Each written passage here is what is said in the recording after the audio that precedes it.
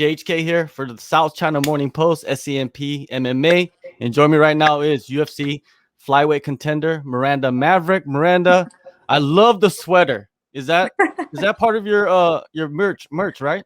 It is not actually, but you Oh, can go okay. get it through my website. It's one of my sponsors, Massive Industries. They're into a lot of colors and a Yeah. lot of funny hippie quotes. Yeah, of course. Violet hippie. Is that gonna be your I don't think that's your new moniker, right? No, no, No, no, no, no. no, not at all. But it fits for them, and it's great. All I right, for find the sure. colors to be amazing. So it's got like the purple, the blue, all of it. Nice, nice. Now, with I was noticing, of course, I'm gonna look at your social media, and I was checking out Jim West's social media too, and I noticed that you guys were in Vegas together, and Aspen Ladd was there, Andrea Lee. You guys are out there training. How did that whole thing come together? Jim West actually reached out to me about a month ago, maybe a month and a half ago, and was Mhm. like, "Hey, I know it'll be close to your fight, but would you want to come out here and get in some training with Andrea and Aspen? Aspen's fighting the same night as you," which I had already known about, and I was like, "Of course!" Like for me, it's great opportunities, and my management helped me to get out there. Had a great time, had great training, and I need more female training partners, so it was really great to work with some people that were not only my size but also of equivalent skill level and work with them, get in some good hard training, and to also be at the UFCPI and get to check that out and get to experience the strength and conditioning there and all the perks. What did you find out about yourself training with Aspen Ladd? One of the top contenders, even Andrea Lee. I'll be honest, I gained a lot of confidence in what I was doing, but I also learned a lot of different techniques. Aspen's a very tough girl, obviously. That's why Mm. she's where she's at. She's very hard to move around. She's very pressure oriented. And it kind of showed me different ways to work, learn something from everyone you go with, whether they're better, worse, whatever you do. So Aspen was, of course, the hardest person I Mhm. probably went with, although there were a couple larger girls with us too that were really good at jiu-jitsu and pretty good at MMA as well. But Aspen's really good at holding her ground, really good at moving forward, and also like defending different wrestling techniques. Yeah, and if you could move Aspen, you have no problem moving anybody in that That's flyweight right. division, That's right? right. Exactly. She's a monster. So, yeah, you guys are fighting on the same night. That's great. And you mentioned that the perks of the PI. What did you take advantage of? There was the ice bath there and the hot Mhm. tub, which was really nice. I'm, of course, a sissy, just like everybody with the ice bath, but I got in only once, but I got in regardless. And that was pretty nice. They have the cryo there. They had the physical therapy that I got to take advantage of. That was really great, especially when you're training as hard as we were at the PI for 5 to 6 hours a day. So that was really great. And then also just the meal prep was really nice to have there, and got to talk to Charles, who is one of the head nutritionists there. He was really helpful. I actually had my birthday while I was there, so I joke that the hardest day of training I've ever had was on my birthday this year, and it's probably true. I don't know if I've ever been as sore as I was that week, but still recovering from it. Did you get any tests done while at the PI? I did actually. So they give Mhm. you the body mass index and all Mhm. that stuff, and they let you kind of see where you rank within the division, I guess you'd say, as far as body density and such. And I was happy to see that my fat levels were pretty low, and Mhm. I'm definitely one of the heavier girls within the division, but they still say that it's a good division for me. Like they don't see that I'll have too many problems cutting weight. I'm on track for the weight cut this time, so it should be a easy, smooth cut. I'm actually weighing lighter right now than Abu Dhabi might have been close when I fought first for the UFC, but this is one of the lightest I've ever been going into a weight cut. And any leisure activities while you're there, or was it all business? All business. I did go walk on the strip for like Mhm. an hour, but it wasn't exactly super fun. We just walked around, came back to the place. But my cat is over here attacking a fly and moving the whole table. Um, but we went on a walk, and that was about it. I needed sleep, and I actually regretted going on the walk because we woke up the next morning and got to work, and I was exhausted, which I was East Coast time still because I had to Mhm. keep up with work while I was over there. So I was waking up very early compared to everyone else. Was it weird going to the PI every day because all the fighters are there? like there's so many fighters there, potential opponents, all kinds of unique. That part's true. You know, you see the names of everybody's food in the refrigerator, and that kind of gives you an idea how many people are there. But you also see people coming in, like Jessica Andrade was there. Got to see her move around a little bit. Misha Tate was somewhere around. I got to meet Tatiana Saurez for the first time in person. We messaged each other a lot, but had never met her in person. And even Aspen, I hadn't met before. And saw Forrest Griffin sitting at the entrance when I came in. I was like, oh my goodness, don't fangirl, you know. So you do see really cool people and a lot of cool things, and you get to learn a lot while I'm there too. Like, you can basically pick anybody's mind, and they're always going to teach you something because there's such high skill levels everywhere in the PI. But yeah, it was a pretty cool experience on that front too. Yeah, I got to be around Forrest Griffin in China a couple years back, and he's one of the coolest people. Like, he's one of the friendliest people you'll ever be around. Yeah, he's very humble. You wouldn't even know he was famous or Yeah. the legend that he is. Yeah, for sure. And Tatiana Saurez, she just recently announced that she will be going up to flyweight. What do you think about the addition of her? I think it's very interesting. I don't think it's only interesting. I think she's one of the truest contenders there's been in a while. I've actually been a huge fan of her since she basically started. I think I saw her fight Carla Esparza when I finally was like, wow, she'll probably be a champion one day. Like, her wrestling is just top notch, and she's able to work in enough striking with it to just maul everyone. And I think if she's able to come into this fight healthy, it'll be great for her. But I know she's still trying to recover a little bit, and I hope she does. It's been a while since she's got a fight, and excited to kind of see her future. And if she's able to make her place in the flyweight division, then maybe I'll fight her pretty soon too. Yeah, for sure. Meet at the top. That's what it's about, right? Facing the Yeah. best. Yeah. July 24th, you return Maycee Barber. When you got the name, were you surprised that they were going to face you up against her? Oh my goodness. Stop it. No, I was not surprised at all, actually. When I first met Maycee at the hotel, I believe it was, when I was supposed to fight Gillian Robertson the first time, they had me go back into the elevator just so they could videotape us meeting each other for the first time, and had me walk back out, and they were like, okay, okay. And I was like, all right, like, I already know what this is, you know, like, it's a whole setup to whatever is going to happen down the road. We already knew we were going to fight each other. The whole conversation was very tense and like awkward because there were so many video cameras on us and we had never met each other. So yeah, of course I knew they were going to fight us against each other, but I don't like the matchup at all. Not because I don't think I'll win or any of that. I just think it was silly from a business perspective for them to do it. I actually have Gillian Robertson here training with me right now for this week. And we were discussing how they keep pitting the young girls against each other throughout the division. Yet they want to complain about the flyweight division being stagnant. And it doesn't make sense. They have me fight Liana Jojua, one of the youngest people in the division. Boom, knocked her down. Then they have me fight Gillian, one of the youngest people in the division. Now she's knocked down.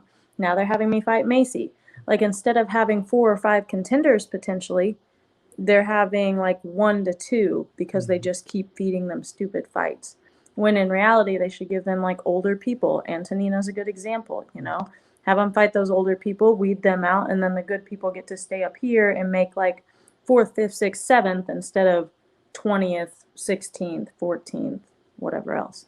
Yeah, I think that's the argument. Like, all these podcasts and pundits, that's what they're saying about this matchup is like, why would you put them against each other when you could have put Miranda against maybe Roxanne Modafferi, or like you said, an Antonina Shevchenko, someone that's in the rankings, but they've been there for a while and they're coming off losses or something, right? That's what I've said since the beginning, you know, as well. But there's the other fans that made it happen that were like, oh, we want to see this fight. And I'm like, well, it's their fault that it's happening at this stage when it should have happened at 4th and 5th. You know, we should have been 4th and 5th, and then this happened. Because in all honesty, this is a money fight. This is what everybody wants to see, the 2 young prospects. They see us as the 2 like bigger girls in the division, bulkier, like throw hard, and give it all we've got. And it's just, I don't know. I think it's going to be a great fight regardless, but I think they should have waited a little bit. But here we are, and so there's no going back now. I'm super excited, very confident walking into this fight about not only my own technique, but my speed, my power. And even the fans that are the naysayers against Maycee, I don't really agree with. They're like, oh, she's not going to be the future anymore. 3 losses in a row are going to take her out. And I'm like, she's so young, like so young. In equivalence to other people's records that are almost champs in the UFC, she's got nothing on that. Like, she's got so many years left to even get there when other people started at her age. Fans and even people in the media, I think they give up on fighters too quickly. Oh, You see that all the time, right? it's a last fight sport. They remember you for whatever you just got done doing, and then they forget your name. Most of the time, you know, you can be a legend, and the diehards, like even us, like we know who Forrest Griffin is. We know his history, but fans are like, oh, Conor McGregor. We don't know anybody else, you know. And I'm like, yeah. Well, it was Ronda Rousey. Well, before that, it was like Chuck Liddell, you know, like that kind of thing. And I'm like, well, every day there's going to be a new GOAT, you know, every day there's going to be that new who everybody knows. So that's not the whole point of the sport, I think. It's just to go in there and do your best. Because even me, it's funny, like everybody, Miranda Maverick's a striker, you know, let's see if her grappling can hold up anywhere. And it cracks me up because 2 fights ago, everybody would have been like, Miranda Maverick has no striking. All she has is grappling, you know. And I'm like, you can tell those aren't the people who are watching all my fights. Definitely not watching all your fights. You know, if you go back, you know exactly who you are and what you're capable of, and the evolution of you too. With Maycee, you know, her last 2 fights, she lost decisions against the top girls in the division. Your assessment of her performances? Um, I think she's wild. I think she gives it her absolute all, and that's what I'm really excited about going in there and getting in a fight is that aggression. I rarely have that in a person to fight that I can respect their power enough to let them be aggressive, I guess. I've fought people who want to be aggressive before, but I'm like, no, that's not going to happen.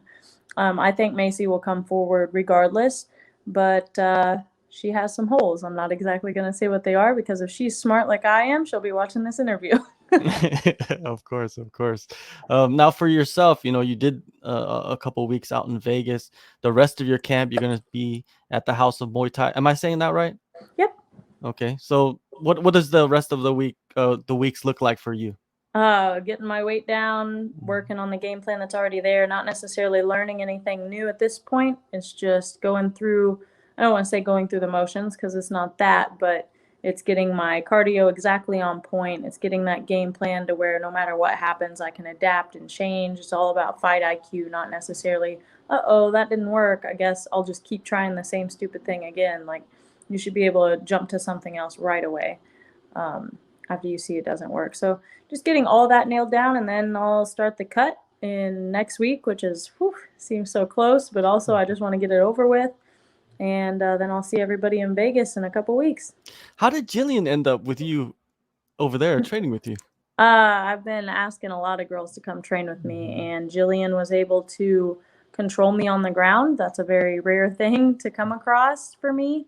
And I don't really have any girls to train with to begin with, but even when I go and cross train, I usually just don't have any problem with people in wrestling or jiu-jitsu. And so I asked her if she wouldn't mind coming down, and her coach have come down for a couple days and got in some training with me and beat me up all over the ground and mopped the floor with me so that I can learn some new stuff and work my defense and my offense. But she's mainly here so I can work my defensiveness on the ground. Awesome, awesome. And what do you see? What's your view of this fight? Like, how do you project it in your mind? I definitely project a finish. I don't see Maycee being able to hang with me on the ground, and I really don't see her being able to hang with me on the feet either. She gets frustrated very easily and makes a lot of mistakes when she gets frustrated. And if anybody's been able to push her backwards, it's going to be me. She's number 13. You're number 14. You beat her. That puts you in a pretty damn good position, right? 3 in a row. You beat a top 15 fighter. Where do you see yourself by the end of this year? End of this year, I'll probably have one more fight, possibly 2, but probably one more to make sure I would get at least one more. Probably up there in the top 10, 9, 8, maybe breaking the 8 mark, to the point where in a year I'd be able to, I think, get to the top, honestly. We'll see how much they jump me up. It might be like fight Maycee, beat Maycee, and just like flip-flop our rankings. I don't know. That would kind of suck, but that's probably what's going to happen, which is another silly reason to have this fight, but that's part of it. But I'm all about taking my time. I don't want to just be necessarily thrown into the fire right away, but at the same time, that is the goal. That's what I'm training for. I'm not training for number 9. I'm not training for number 5. I'm not training for number 2. I'm training for whoever's the champion, which of course is Valentina at the time. Speaking of the champion, it seems like there's no clear title challenger next. Of course, everybody thinks it's Lauren Murphy, but the UFC doesn't want to commit to Lauren Murphy. Why do you think that they don't want to do that? I don't want to be mean on here, but at the same time, certain people are promotable, certain people aren't. People with fans behind them, and I don't mean some fans. Of course, Lauren Murphy has fans, but people who have like a solid standing, who get along with Dana really well, who have the media thing all covered, who have their crap together in every aspect, that's who they want to be a champion. And also like the people who represent the sport like just in the best way possible, I think. And I think they want to give like JoJo, you can tell they're wanting to give her a chance. And I think they also want somebody that they're very confident will have a chance. And it just doesn't seem like there's any clear contender. Like they want somebody that can win fights like this or dominantly, before they go in there and fight the champion. And to be honest, like didn't Lauren Murphy fight a girl that had never even been in the UFC the last time? She did on Fight Island, remember? Right. And now they're going to give her a title shot, which I don't know. I have my own views about. All right. Well, hey, you're on your way. You cracked the top 15 in your last fight. Possibly could crack the top 10 this time around. Who knows? You know what I mean? The rankings are fickle. We don't know exactly how they work, right? But one thing that's guaranteed, you're going to be back there July 24th in Las Vegas. Fight night. Thank you so much, Miranda, for the time, and good luck on the fight. Appreciate it. Thanks. Take a move in the ring. You can hit me with a word.